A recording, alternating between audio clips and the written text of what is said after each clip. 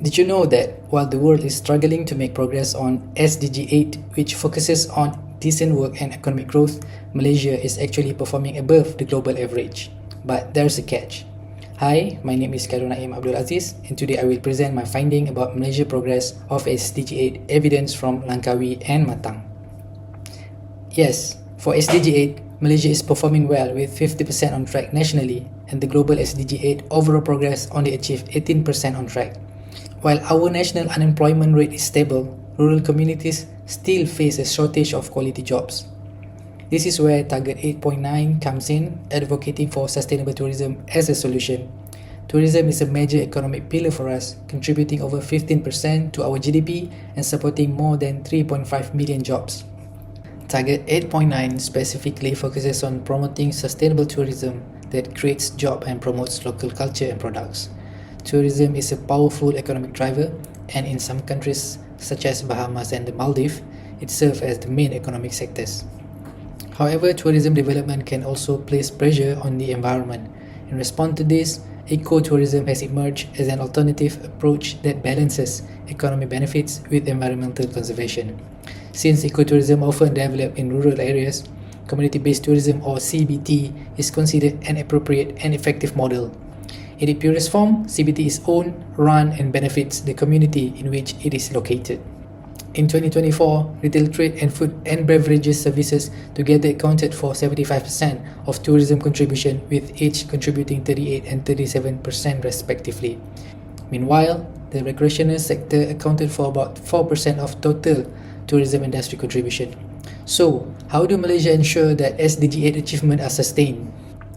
In this study, we will show you how two different models of ecotourism are successfully achieving SDG 8, creating jobs, fostering entrepreneurship, and building resilience of local economies.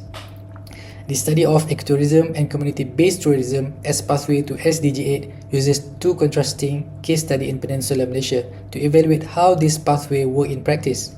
First, we have LANGKAWI in Kedah. This represents a government-assisted, intensive tourism economy. Propelled by its UNESCO Global Geopark status and duty-free privileges, it operates on a massive scale, supported by agencies like Langkawi Development Authority or LADA and MATANG.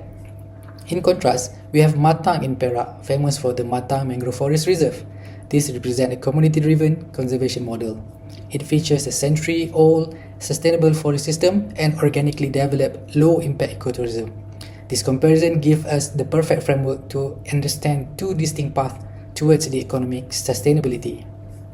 Both locations are rich in marine resources and making them both categorized as blue-green economy. However, visitor numbers differ significantly. For some perspective, visitor numbers at Kilim Geoforest Park in Langkawi are more than 10 times higher than those recorded in Matang Mangrove Eco Education Centre MEEC. For community participation to CBT in Objective 1, the article examined 4 indicators as suggested by Jackson 2025. First, tourism programs. Second, revenue distribution. Then, employment and unemployment. And fourth is the resource conservation.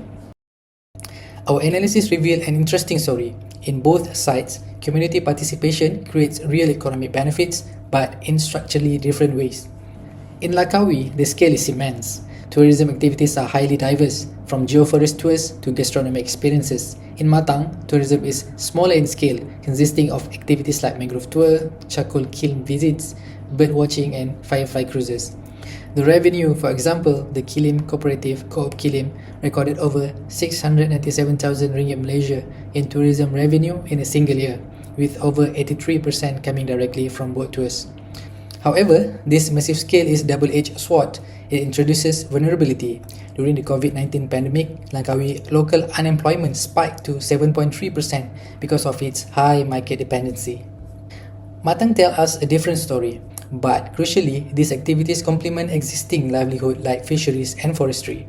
So, during the same economic downturn, Matang's diversified workforce recovered much faster, stabilizing at an impressive 2.8% unemployment rate by 2024.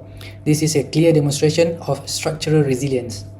Crucially, in both sides, these economic activities are directly tied to conservation. This includes mangrove replanting, artificial reef deployment, and community-led river sanctuaries. These examples show that a thriving blue-green economy depends on the health of its ecosystem. Beyond just direct jobs, community-based tourism also acts as a powerful engine for local entrepreneurship. In Langkawi, high market demand has scaled marine resource sectors. Traditional resources like sea cucumber or gamat has been innovated into high-value pharmaceutical brands like Nusantara and others. We also see successful micro-enterprises like Lekusho fish cracker brands. In Matang, innovation is driven by deep local ecological knowledge.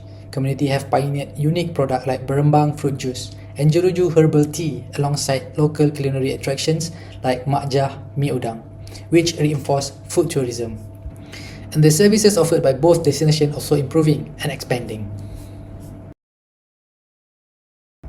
In conclusion, our study clearly showed that community-based tourism effectively advanced SDG 8 by improving job quality, supporting micro-entrepreneurship, and uplifting rural households.